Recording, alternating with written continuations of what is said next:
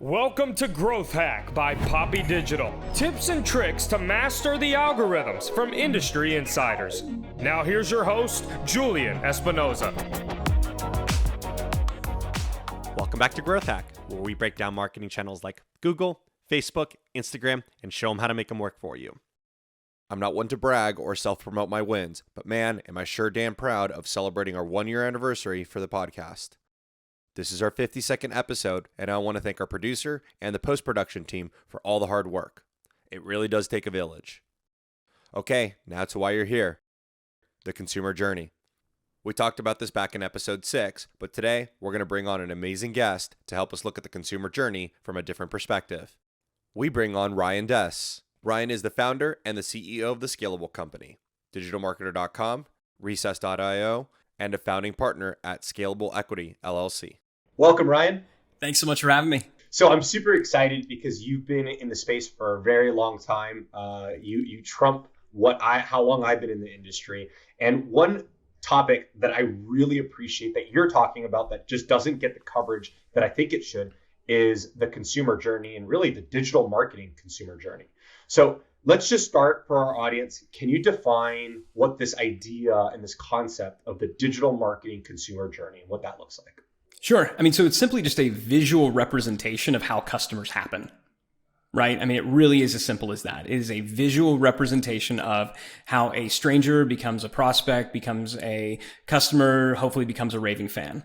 And we think about this in terms of an assembly line almost, right? It's easy to visualize how a car would be constructed. I think as marketers, our job is to manufacture delighted and successful customers. And so at its simplest form, a consumer journey, or what we call the customer value journey, it simply just documents, it maps that in a visual form.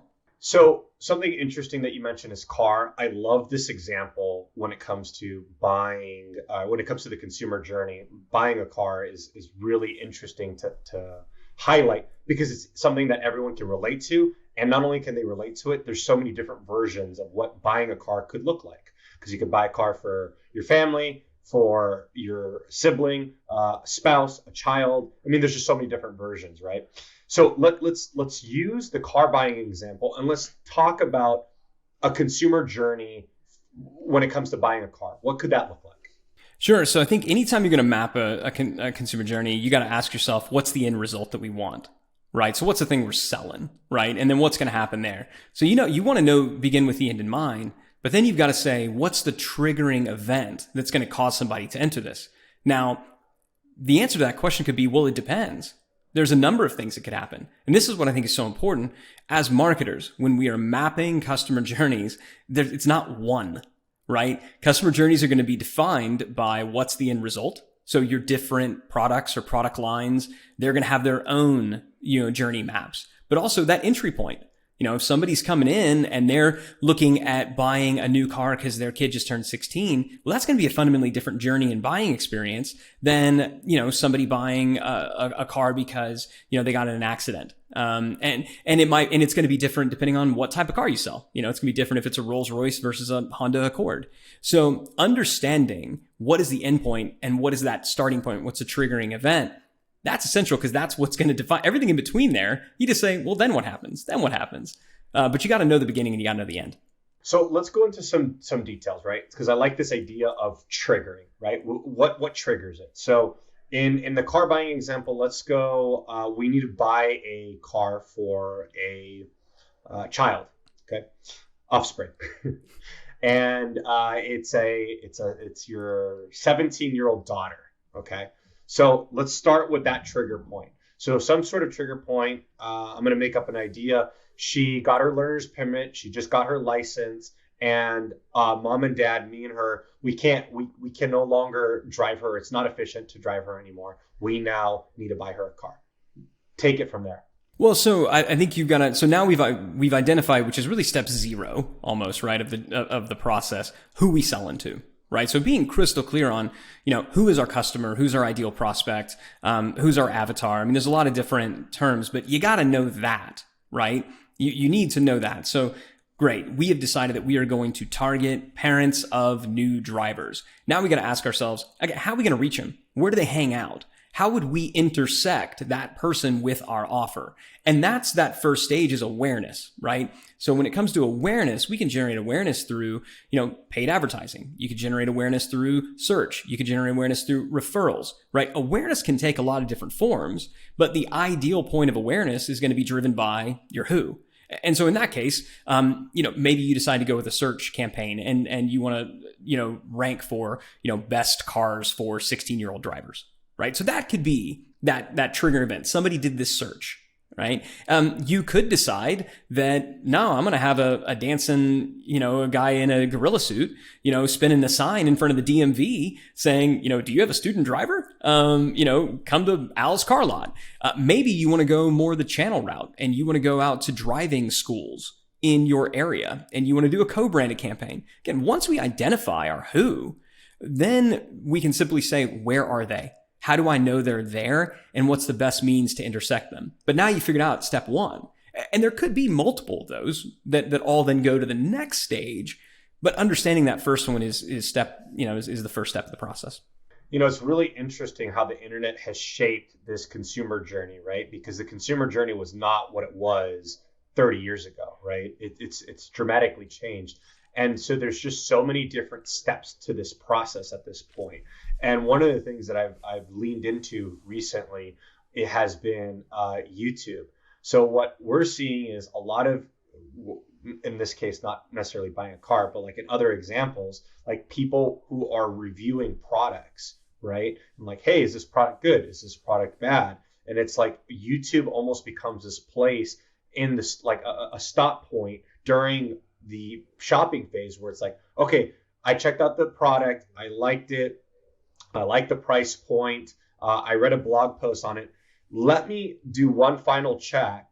It's almost like the Yelp of restaurants. It's like, let me go to YouTube and see if anyone's gotten this product and if they liked it. Can you talk a little bit about that? So when we think about customer journeys, we break it down into 8 stages, right? The first stage is awareness. The second stage is engagement, right? Because you can become aware of something, but if this glance doesn't turn into a stare, then the journey is going to end.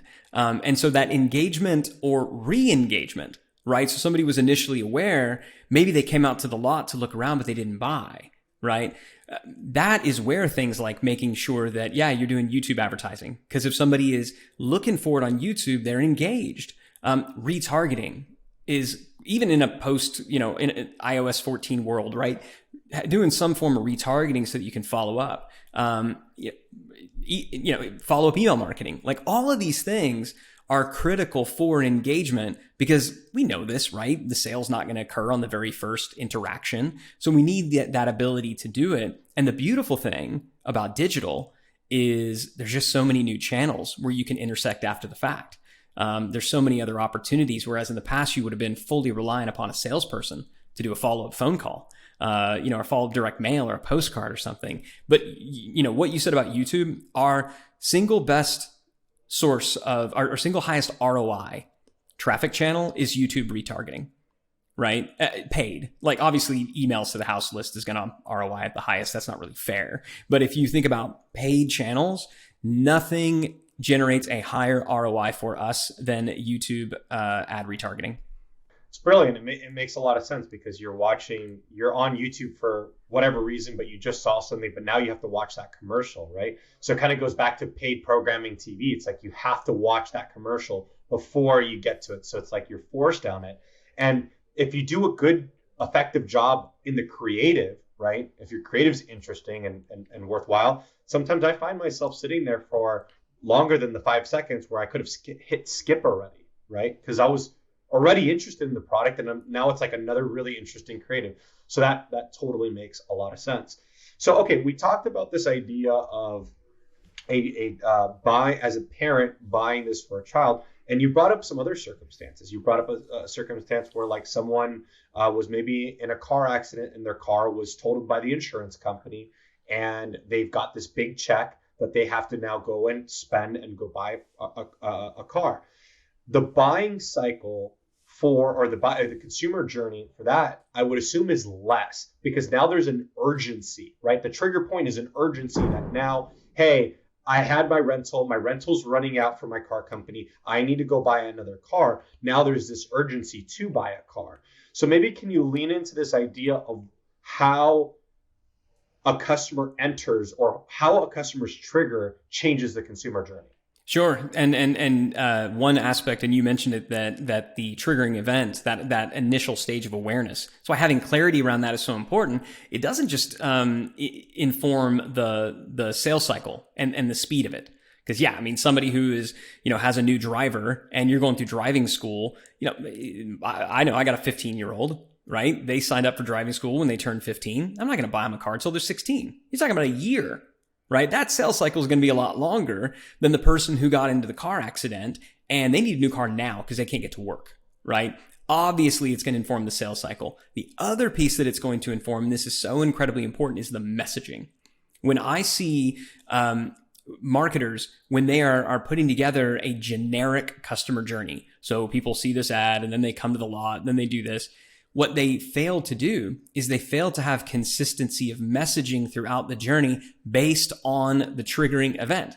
So that triggering event that got them there, obviously the way that you're going to talk to somebody who has buying a first car for a 16-year-old is fundamentally different than the way that you're going to engage and talk to somebody who got into a car accident. I mean, maybe they're both interested in safety, but just the tone, the language that you use. And as a salesperson, so if the marketers can say, we got somebody coming on the lot today, and here was the ad that they responded to. The ad they responded to was, just got that insurance payout, need a new car.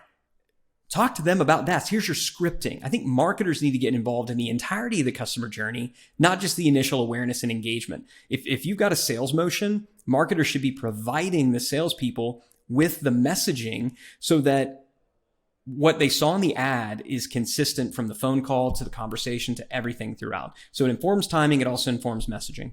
So let's change gears slightly here. Why don't you talk about a client that you can talk about? We don't need another brand. We just want to know what industry they're in.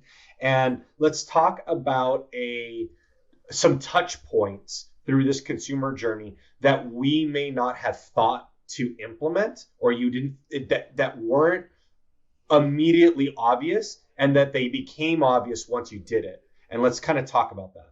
If we go back to the stages of the journey, you've got awareness, you've got engagement.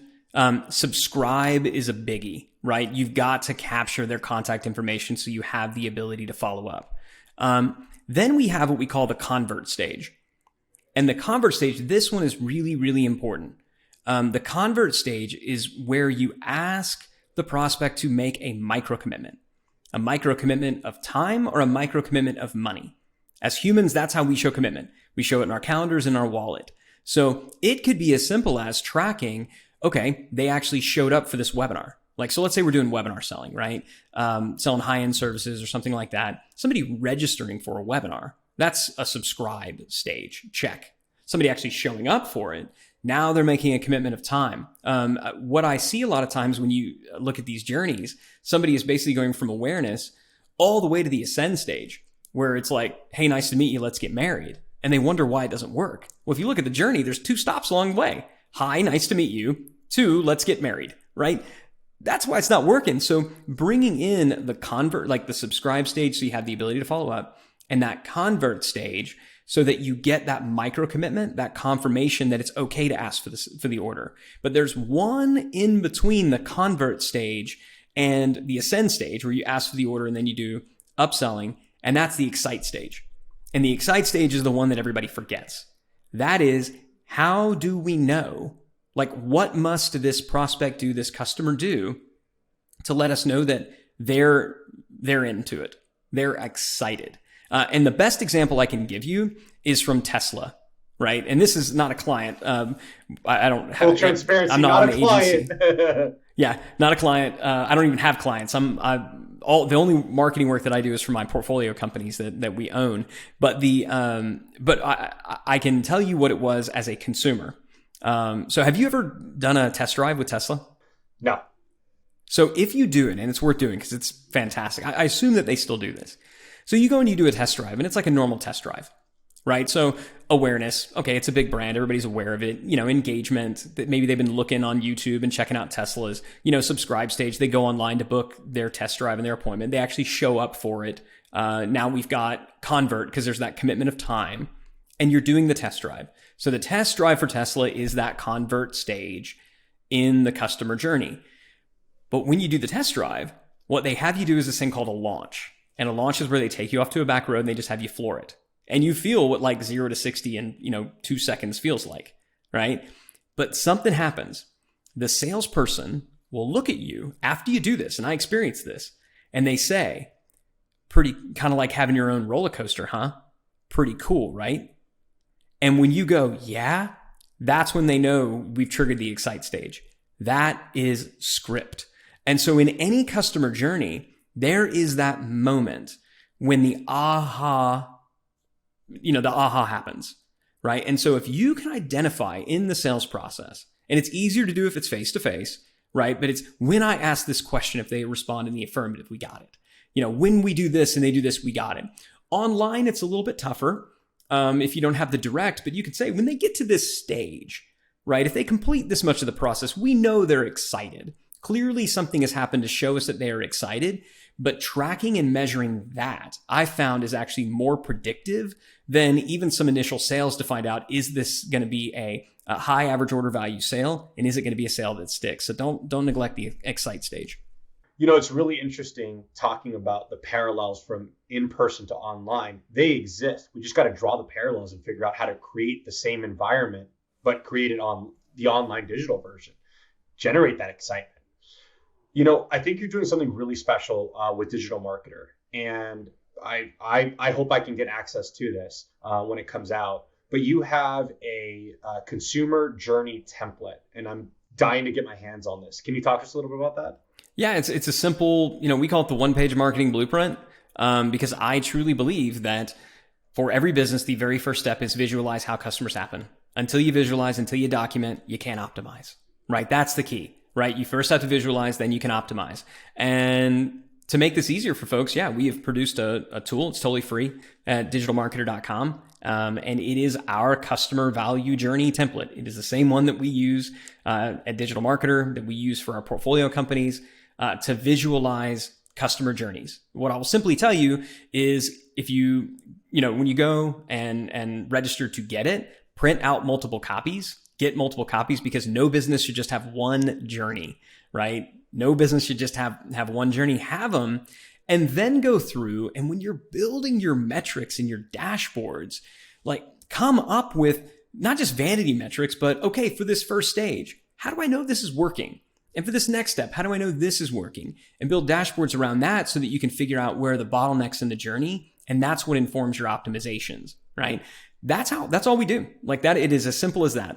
We document the journey, we track by stage in the journey, we optimize the bottlenecks, and the bottlenecks move around, and we just keep going. That's our whole process. So at digitalmarketer.com, you can download it totally free. Amazing. And you guys heard it here first, digitalmarketer.com. You can download this template. Ryan, thank you so much for coming on the show. I really had a great conversation here with you. I know this will not be your last time on Growth Hack, so we look forward to having you soon. Thanks for having me.